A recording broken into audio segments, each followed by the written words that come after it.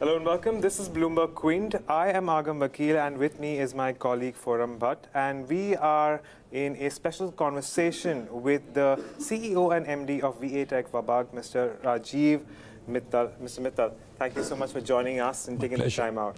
Mr. Mittal, it's not always that we get a chance to speak to the management of VA Tech, and we're really happy to have you here. Let me begin by asking you about the on-ground, scenario.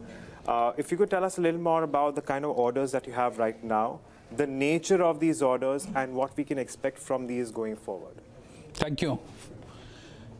See, VA Tech Wabag is an Indian multinational. We operate in various geographies, about 20 countries. So obviously our orders are coming from various global offices. So we have about 20 subsidiaries across the globe. Today, our major orders are in Middle East and Africa cluster, including India, and also in some of the most advanced countries like Switzerland and Romania.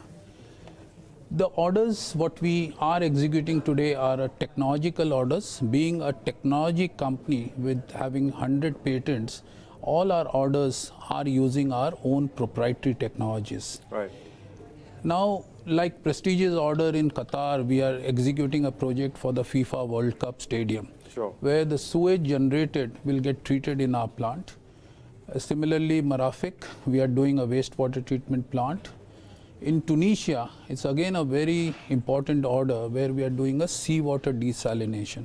These are some of the orders which are there.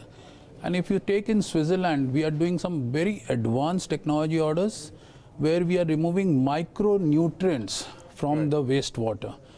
Very difficult in emerging countries like us. We don't even talk about nutrient removal.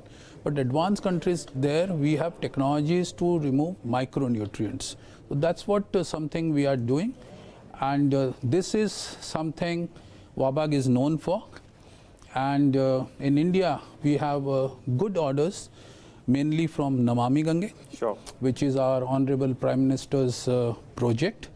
And we are doing right from Uttarakhand, down Delhi, UP, Bihar, and in West Bengal. We have orders which are under execution. Other than that, we also have some industrial orders from Reliance, MRPL. These are industrial orders, and also recently we got an order for a largest tannery in the country, maybe in Asia, for treating a tannery wastewater which was earlier going straight into Ganges. Now we are going to intercept that, treat it and discharge it. These all orders, which are about 11,500 crores of order book we have, this gives us a visibility of about 3 years going forward with an average of about 3,000 to 3,500 crores a year. So we have a visibility of 3 years. All right. That's perfect, sir. So because I was also reading about the fact that there is a certain expectation from the company of order inflows in a particular year. So as far as this year is concerned, where do we stand in terms of orders that have already come in, and how would you compare it to the targets, or rough targets that you are working with right now? Right. See, as of second quarter or first half, we have already got 3,000 crores of order, and we are expecting to add another about 2,000. Our guidance to the market was this year fresh order intake will be about 5,000 crores, and we think we are on target for that. Okay. All right. Okay, so sir, I would like to start with a question on the revenue front. So if I'm not wrong, the international business of the company has been a drag on its revenue, especially the Europe counterpart. So can you just give us some color on that? See, as we should look at this company when you talk about international, one piece is what you talked about is a Europe piece, which after doing the management buyout in 2005, we acquired our erstwhile parent in 2007. And this is a legacy which comes from the European, which we bought from Siemens in 2007. Yes, I think Europe is a very saturated market. There's not much spending because most of the infrastructure is in place. It's mostly renovation, upgradation kind of projects which we are doing. But we are using these offices because of the immense knowledge, experience they have of executing projects and using the technologies. We are using this core strength of the European unit for executing projects in the emerging markets. So today they are very actively involved in our Middle East and Africa region where they are executing these projects.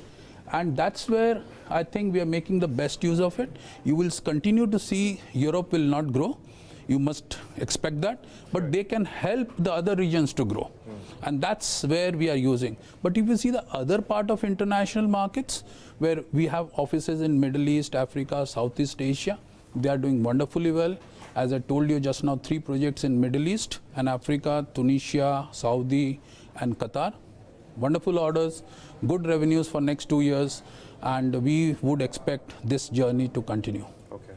Okay, so one more question on the balance sheet front. So if I look on the face of it, it seems that the receivables have gone up substantially for the company. If I'm not wrong, it took about 225 days for the company to recover the dues from its customers. So could you just explain as to why has there been an increase over the years, and going forward, how do you see this coming through? You're right. I think, but you have to look at it in a perspective and divide these receivables into 2. One is our normal operative business, and other is a effect which is coming from APGenco. We were forced about 5 years back to take the leadership of this APGenco projects, which are about 2,000 crore project, because the other 2 partners had financial difficulties, and we had to take the ownership because we were the only liquid company in the consortium. Good thing is we have completed the project. The other one is an advanced stage of completion, but it also puts a strain on our balance sheet because there is 20% retention money which can be only recovered at the end of the project. The other part which India has brought in, we are a global company, so we had to adopt a standard thing. In India, we were never taking a POC sale. We were only doing a build sale. When India came in from FY17, we had to take also the unbilled sales, which is still not very well understood here. And as a result, people think that is our receivable. When we have not even billed to the customer, it's just a progress. Only when I achieve a milestone, I will bill, and that becomes a receivable. So we have to separate that out. If you do these 2 things, you will find over the last 3-4 years, our receivables have not gone up. Okay. All right. So if you could also tell us a little more about how debt stands currently, what your debt facility is, and your working capital requirement, because from some reports were of the suggestion that there is a certain limitation with respect to taking on more debt, and that may have some pressure on working capital going ahead. Very correct. Last 23 years we have been doing business in India, and we are a 95-year-old brand. We have never taken debt. We were cash-rich company. We had cash on our balance sheet. As I explained before, because of about 450 odd crores of receivable in APGenco, most of this cash has been used up there. So yes, we have a working capital, a debt which has gone up. We still have no long-term debt on a balance sheet, and for a size of 3,000 crore top line and more than 1,000 crores of net worth, our net debt is just 300 crores. So it's not at an alarming level at all. We have been an asset-light company. We don't have huge assets, so hence we don't need debt. So far, 23 years of journey, we have never gone and raised funds. Even after doing our IPO in 2010, we have not gone out into the market ever to raise funds, and that was a promise we made to our shareholders also. That's another thing is, we have also not taken any long-term debt on our balance sheet, hence our interest costs were low. But because of what has happened, and also because in between there was cash mismatch, because some of our large projects were completing and new projects were yet to start. Because of that, there was a little bit of cash mismatch, but that's behind us. New projects have picked up. You have seen from Q2 that our results are getting better. We have a net cash generation coming up already. Going forward, we assume that this cash position will further improve in the company in the future quarters. So as you mentioned something about the cash flow, I would just like to ask one thing, that the operating cash flow for the company has remained negative for a few years. So do you expect the cash flow to turn positive going forward? And I think working capital intensity was one of the reasons why it impacted the operating cash flow. So how do you see this changing going forward for the company? See, again, very good question, but all this, you have to link it to only one, which is Epigenco, okay? Because if you see the last 4 years, we have invested a lot of cash in executing this project. That is the reason this is a receivable. Epigenco is a receivable for us, and that's where the cash flow also got affected and working capital went up. But we have shown in the last quarter that we have almost about 119 crores of operative cash generation. You can see our results, and almost about 69 crores of free cash flow. That clearly demonstrates now Epigenco is behind us and we are now generating cash. So I would expect going forward, you will see us generating cash because our new projects have kicked in. Okay. Sir, and one more thing on the execution front. You said the company has a huge amount of order book in hand, so that is not a question at all. But when it comes to execution of these orders, do you see any challenges which are being faced by the company on that front? See, when you have this kind of a diverse geography, order execution, the challenges are always there. And this company has mitigated those challenges and demonstrated over the last 2 decades that it's been successfully executing this project. We have done very challenging projects for oil and gas, likes of Reliance's. Recently we finished Petronas. So you don't get orders from such clients, especially in oil and gas, when you don't have a demonstrated track record of execution. I think this repeat orders itself tells us that this company has a great ability to execute projects. So I'm sure as we go forward, we are going to definitely get better and better. And also international experience which is coming to us will also make us even more capable of executing challenging and complex orders.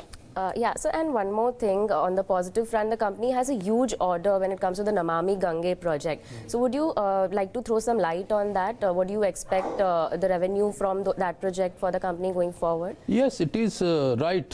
When these projects came, we were not sure whether we will take part or not, because we wanted to remain as an asset-light company. So these were HAM projects where you have to put in your equity investments. So we had to work around our strategy, how to still take part in these projects and still remain asset-light. We have cracked that. 2 HAM projects we are awarded. We are starting execution very soon after the financial closure.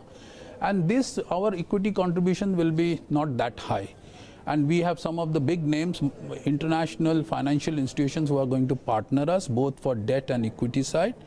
And these are projects which are all based on resource recovery and of the Prime Minister's program with the sovereign backup. I think these projects will make a big difference in the next decade to come. That we have so many orders right from Uttarakhand up to West Bengal. We have all the orders on Namami Gange. So this will be a big revenue spinner for us in the coming years. All right, sir, let's hope so. But on that note, we wish you the best for the future. Thank you so much, Mr. Mittal, for joining us and taking the time out here for Bloomberg. Thank you for having me here. Thank you. It was a pleasure. Thank you.